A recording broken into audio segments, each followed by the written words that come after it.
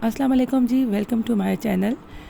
तो आज आमिर लियाकत की वफ़ात के बाद पूरे मुल्क में बहुत ही सोगवारी का आलम था और बहुत ही परेशान कुन बात थी कि आमिर लियाकत जो है इस दुनिया से रुखसत फरमा गए हैं।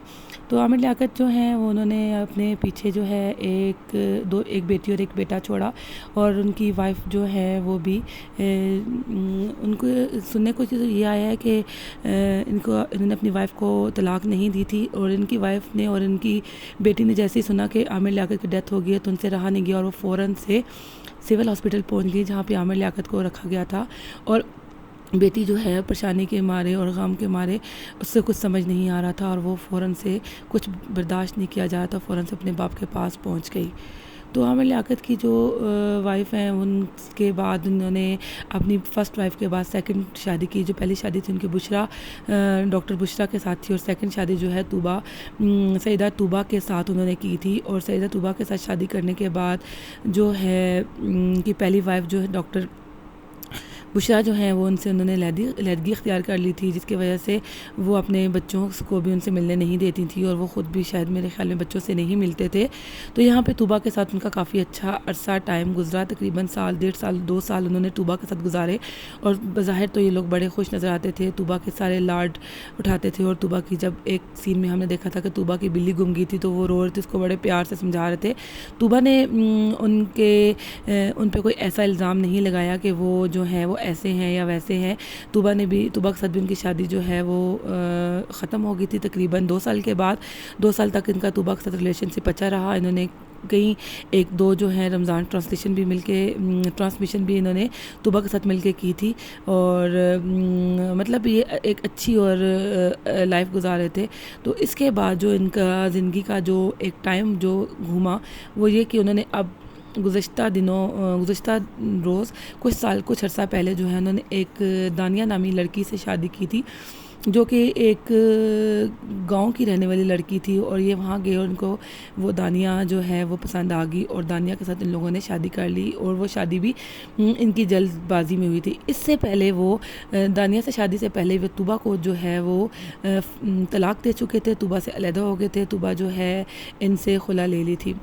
तो दानिया की शादी के बाद भी काफ़ी अरसा ये लोग खुश रहे, नज़र आता था काफ़ी खुश हैं और अपनी ज़िंदगी बड़ी अच्छी गुजार रहे हैं। लेकिन कुछ दिन अब जो है दानिया का कहना है कि दानिया कुछ अरसा पहले जो है इनको छोड़ के चली गई थी और उन पर बेहुदा किस्म के इल्ज़ामात भी लगाती रही थी।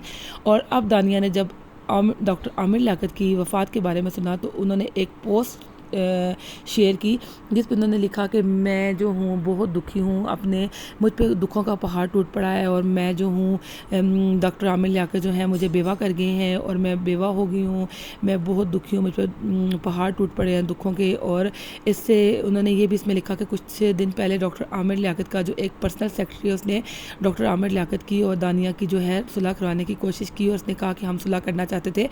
लेकिन ये सब तो इसकी बातें हैं, क्योंकि ये सब फ्रॉड है। ये जो है इसने ही डॉक्टर आमिर लियाकत की सारी ज़िंदगी तबाह की। इसने डॉक्टर आमिर लियाकत पे तरह तरह के इल्ज़ामात लगाए, क्योंकि ये ख़ुद एक सही लड़की नहीं थी, सिर्फ इसको जो लालच था वो डॉक्टर आमिर के पैसों पर था। क्योंकि दानिया शाह और आमिर लियाकत की तलाक अभी तक नहीं हो सकी थी, अभी नहीं हुई थी, अभी मामला चल रहा था सुलह सफ़ाई का। लेकिन यहाँ पे जो है दानिया डॉक्टर साहब के साथ रहना नहीं चाहती थी और इसलिए ये तलाक का मुतालबा कर रही थी।